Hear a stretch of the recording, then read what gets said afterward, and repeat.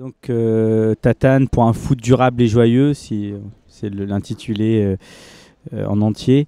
C'est un manifeste qu'on a coécrit avec Pierre Valfise et Brieux Ferraud, qu'on a lancé sur internet donc il y a maintenant 1 an et quelques mois à peu près, avec une première liste de co-signataires un peu people pour pouvoir le booster au moment du lancement. Donc faut le lire, www.tatane.fr. Je trouve qu'il est assez beau. On est assez fiers de ce qu'on a écrit et qu'en fait quand on l'a lancé on s'est dit tiens il y aura peut-être 200-300 personnes qui vont le signer, et en fait quelques jours après le lancement il y avait 1000 personnes, puis 2000, 3000 et on est aujourd'hui plus de 5000.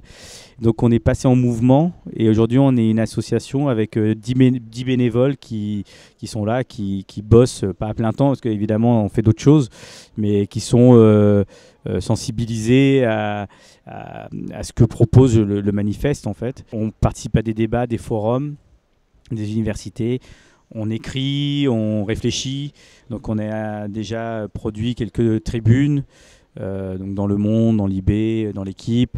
On espère quelques notes plus tard. On a peut-être un bouquin qui va sortir. On a des groupes de travail qui sont lancés sur plusieurs thèmes.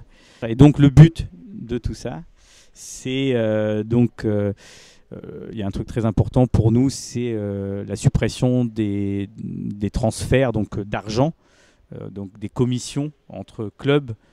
Je pense que c'est un truc très important dans le foot. Pourquoi il y a des commissions? Pourquoi il y a un marché qui a été inventé?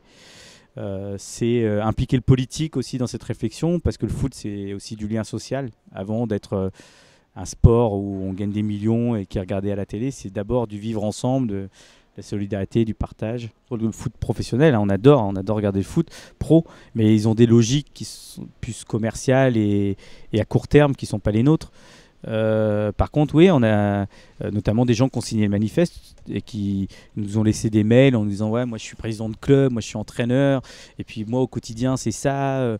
Moi le joueur il veut marquer des buts parce qu'il veut aller dans le meilleur club, et puis moi la mairie nous file plus de blé parce qu'on est descendu.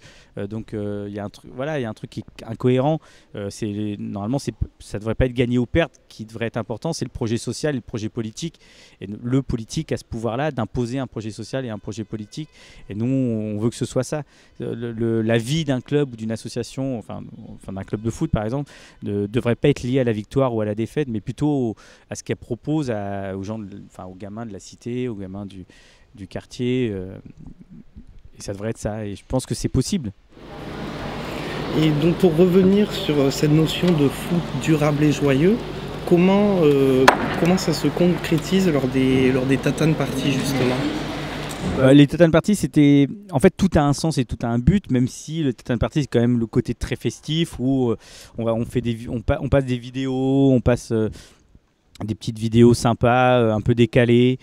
On passe aussi, on diffuse des matchs de foot, on arrête le commentaire et les gens commentent en freestyle.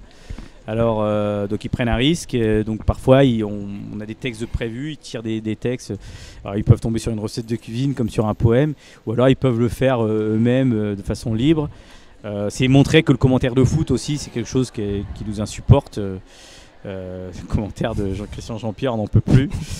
Donc voilà, et pour nous quelque chose d'important. La diffusion du match de foot, c'est quelque chose d'important et qui aujourd'hui nous va plus. Il n'y a plus de temps mort, il n'y a plus de moments où il se passe rien, où on voit le supporter. Aujourd'hui, on nous impose la palette, le ralenti, le super ralenti, l'émotion, donc on coupe les images. Voilà, il y a un truc qui nous va pas et qu'on essaie de dénoncer. On fait aussi des blind tests et c'est aussi une façon pour nous de décloisonner, faire en sorte que les gens puisque beaucoup de gens de milieux différents aiment le foot, mais se rencontrent jamais. On s'est dit, tiens, on fait ces Tatane Parties, les gens vont se rencontrer et se parler.